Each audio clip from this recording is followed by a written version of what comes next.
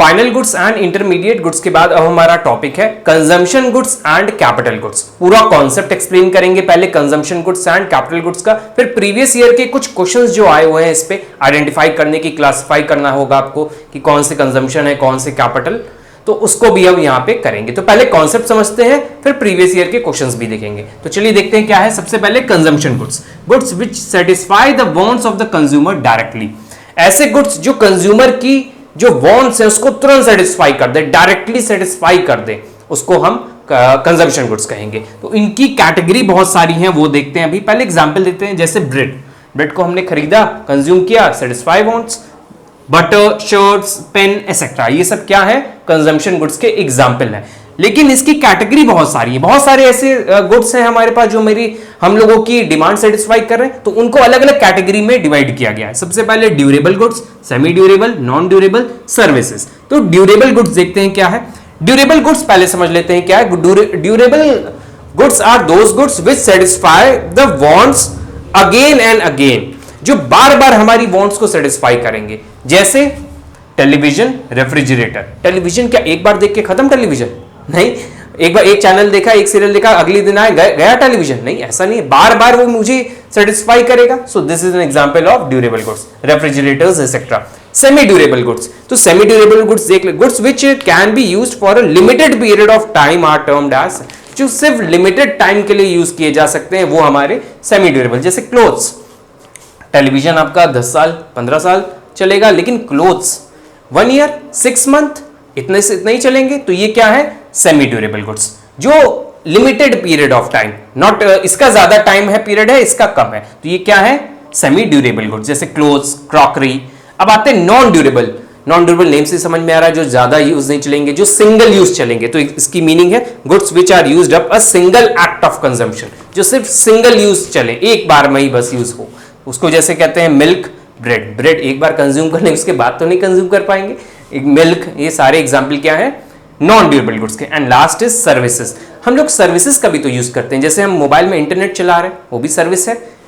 Teacher, doctor, ये सब क्या दे रहे हैं, सर्विस दे रहे हैं, कोई सामान नहीं बेच रहे, सर्विस दे रहे हैं। This is also category of consumption goods. Capital goods क्या है, कैपिटल नेम से ही समझ में आ रहा है कि कुछ प्रोडक्शन में हेल्प करेंगे, मतलब एक तरह से कह सकते हैं मशीनरी, फर्नीचर, ये सब क्या होता है, कैपिटल गुड्स। चलिए देखते हैं क्या है। Goods which helps in the production of other goods and services, साफ साफ दिखा रहा है, जो गुड्स दूसरी चीजों का प्रोडक्शन में हेल्प करते हैं। जैसे मशीन, मशीन क्या करती है, हेल्प करती है दूसरे गुड्स बनाने में। ये सब चीजें किसमें आती हैं, कैपिटल गुड्स में, गुड्स या फिर सर्विसेज के प्रोडक्शन में। Example plant, machinery, equipments etcetera. अब इसके कुछ पॉइंट्स हमें याद रखने क्या है, some points about capital goods. Used for production पर productive purposes and have lifetime of several years.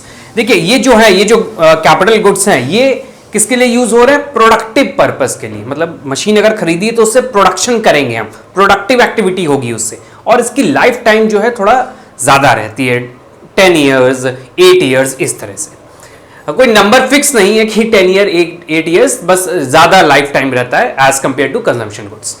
आगे देखते हैं, they do not get merge in the process of production.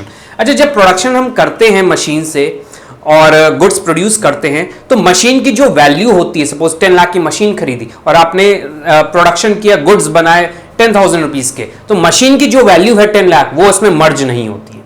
जो मशीन की वैल्यू है वो गुड्स में मर्ज होकर नहीं निकलती है, तो ये चीज यहां लिखी हुई है, they do not get merge in the process of production. Production के प्रोसेस में मशीन की जो वैल्यू है वो उसमें नहीं जोड़ी जाएगी। This is your second point. Next, need repair and replacement as they depreciate. Machine की वैल्यू डेप्रिशिएट होती है, अकाउंट्स में हम लोग पढ़ते हैं, अकाउंटिंग में, तो डेप्रिशिएट होती है तो उसका रिपेयर और रिप्लेसमेंट बैक टू बैक करना होता है। तो ये need repair and replacement as they depreciate. Next, derive demand. Derive demand मतलब हमारे प्रोडक्ट की डिमांड किसी और डिमांड से जुड़ी हुई है, मतलब हमारा प्रोडक्ट यहाँ पे क्या है, capital goods. Derive demand as their demand is derived from demand of other goods.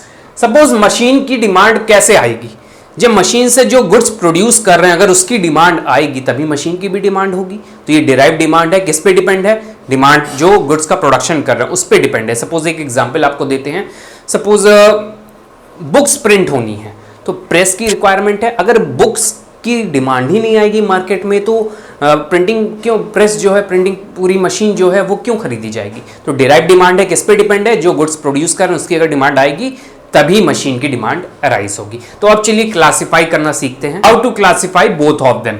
There is no clear cut demarcation between both. दोनों गुड्स के बीच में एक क्लियर कट डिमार्केशन नहीं है कि आपको अगर ये दिया हुआ है तो ये इसको कैपिटल बोल दो, अगर ये चीज दी है तो कंजम्पशन बोल दो। ऐसा कोई क्लियर कट नहीं दिया हुआ है, क्योंकि एक गुड्स एक ही टाइम पर आपका कंजम्पशन भी हो सकता है और किसी दूसरी सिचुएशन में वही गुड जो है हमारा वो कैपिटल भी हो सकता है। तो क्या दिया है? कोई एक क्लियर कट डिमार्केशन नहीं है। The same goods can be consumption good and capital good.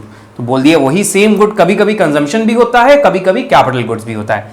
अब कैसे क्लासिफाई करना है ये आते हैं। It depends on the ultimate use of the good. किस पे डिपेंड करेगा? उसको कैसे यूज किया जा रहा है। तो चलिए एक एग्जांपल दिखाते हैं। जैसे machinery purchase by house hold ने मशीनरी परचेज की है, तो क्या वो उसे प्रोडक्शन करके सेल करेगी या बिजनेस पर्पस के लिए? नहीं। तो ये क्या है हमारे लिए? Consumption good. Next, machinery purchase by firm, continuous उस पे क्या होगा? प्रोडक्शन एक्टिविटी होगी, प्रोडक्टिव एक्टिविटी होगी, दैट इज कैपिटल गुड्स। अच्छा, एक चीज और पूछते हैं हम आपसे। अगर मशीन खरीद के बेचने के लिए खरीदी गई है, फर्म ने मशीन खरीदी और उसको रीसेल के लिए खरीदी, ऐसा खरीदा है उसने, तो ये कौन सा गुड्स बन जाएगा? Intermediate goods. याद आ रहा है जो हमने लास्ट टॉपिक पढ़ाया था, उस केस में ये क्या हो जाएगा? Intermediate goods. So this is all about consumption goods and capital goods.